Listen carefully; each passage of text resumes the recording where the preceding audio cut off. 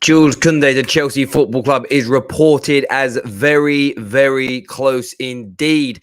Of course, Fabrizio Romano told us that Chelsea have reactivated contact with Jules Kounde last week as the Nathan Ake deal had fallen through. Chelsea are trying for both Kounde and Kimpembe to arrive. Reports coming out of Spain suggest that the deal to Chelsea is imminent, that is moving very, very close indeed. Ben Jacobs told the world that Sevilla are holding out for 60 million for Jules Kounde and a preferred straight cash deal. Chelsea are hopeful of agreeing the deal this week. Barca are yet to make a formal bid. And it's been confirmed by Bobby Vincent that he has been told that offers for both Jules Kounde and Kimpembe are expected to go in this week at some point. Both deals in the past 48 hours have been reported as being close. Some reports right down to imminent. The tier ones have clearly told us that these deals are on, these deals are active, these deals are alive and well. I do want your thoughts. I do want your feelings. Smash that like and share button. Let's go.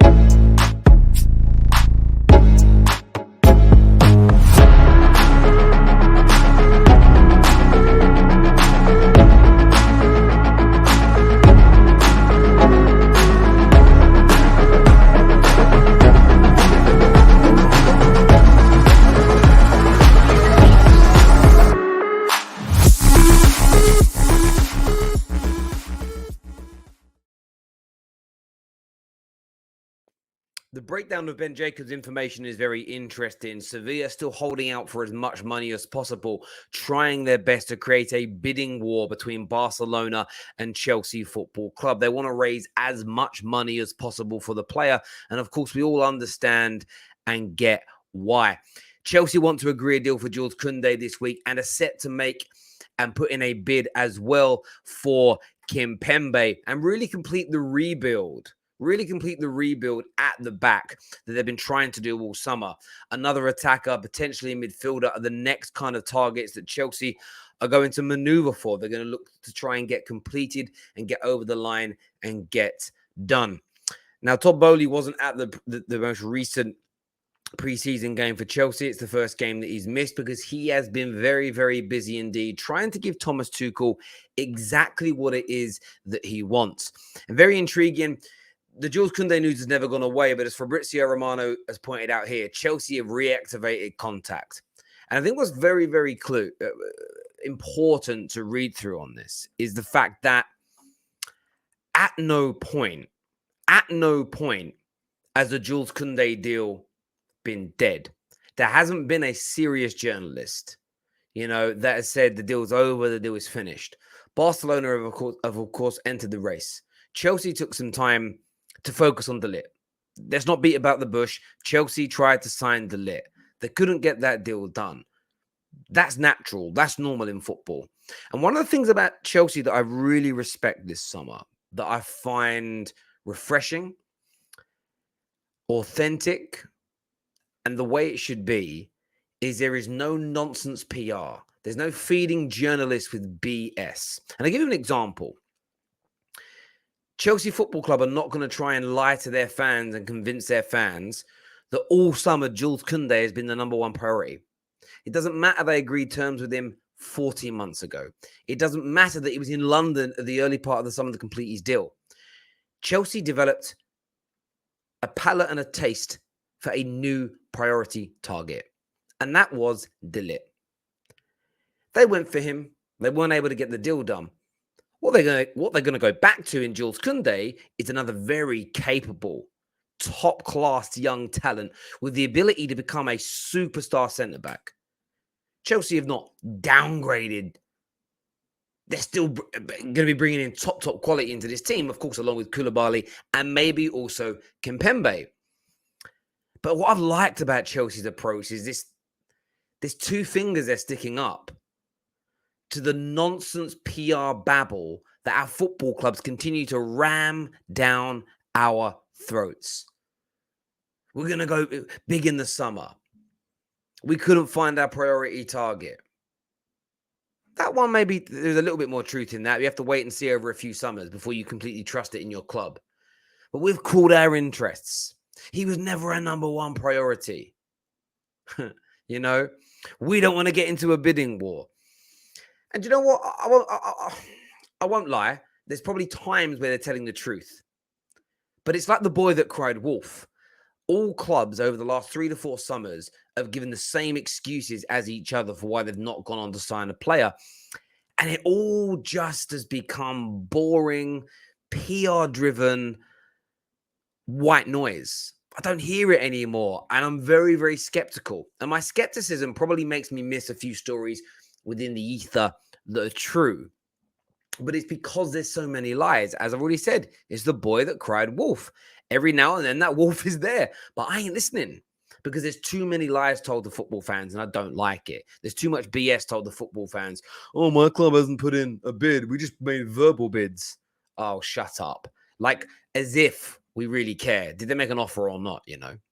So go back to Todd Boehly here. That's why I've been really impressed with the business that he has been doing. And as you see, so many top-level journalists speaking about these two deals. Whether you want to believe they're very close, they're imminent, they're one step away or not, listen, that's your job is to tell me where you think these deals are as fans, and I'm going to tell you where I think those deals are by showing you the news that's being shared by the majority of journalists. That's what fan channels are here to do. I believe Chelsea have a great chance of landing both these players. I think Jules Kounde does prioritize Chelsea Football Club first. The only reason he won't come to Chelsea is if Chelsea can't get to an agreeable fee with Sevilla. If they can't get to an agreeable fee, that's why Barcelona, who seemingly have money now, that's why they haven't bid yet. They don't want to bid yet because they know the player prefers to come and play for Thomas Tuchel and Chelsea Football Club. That's my belief. And if Chelsea get an acceptable bid, I believe they land the player. I believe they bring Jules Kounde in. Just a gut feeling. How long they've been in for him, how long they've agreed personal terms. Now, if Barcelona make a bigger offer, Chelsea will be rejected. Personal terms will be in and around the same. You then look at the Kimpembe situation. I know he splits opinion within the Chelsea fan base, but this is another top-class defender. And Chelsea fans have been telling you all summer, relax. Your new owners have a plan, and you have a world-class manager and team around him that are helping to drive these transfers. And with Kimpembe, Jules Kounde, Koulibaly, and Thiago Silva, there isn't a better group of centre-backs at a club in European football. There isn't a better group with experience, youth, ability to play out from the back, speed, athleticism, stamina, availability.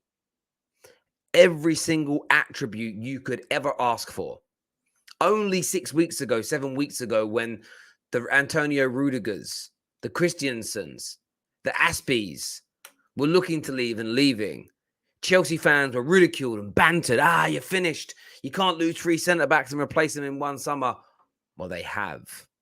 They absolutely have. And as I've said, and I'll repeat again, I get bored of the same standard, stereotypical PR nonsense that clubs fill you with, especially after years and years and years. You know, and I get that managers want the right player. They don't want to settle for a substandard individual. They want to wait for the right player if indeed they're available. I understand that thought process. But if your club is willing to spend the money, if your club is willing to go out there and negotiate, if your club is willing to go out there and risk losing a few, you know, they always say in life, you get more no's than you get yeses as a general rule. And you've got to kiss a lot of them frogs, as the old wise tale goes. And Chelsea are doing that in abundance. And they are bringing in absolute quality.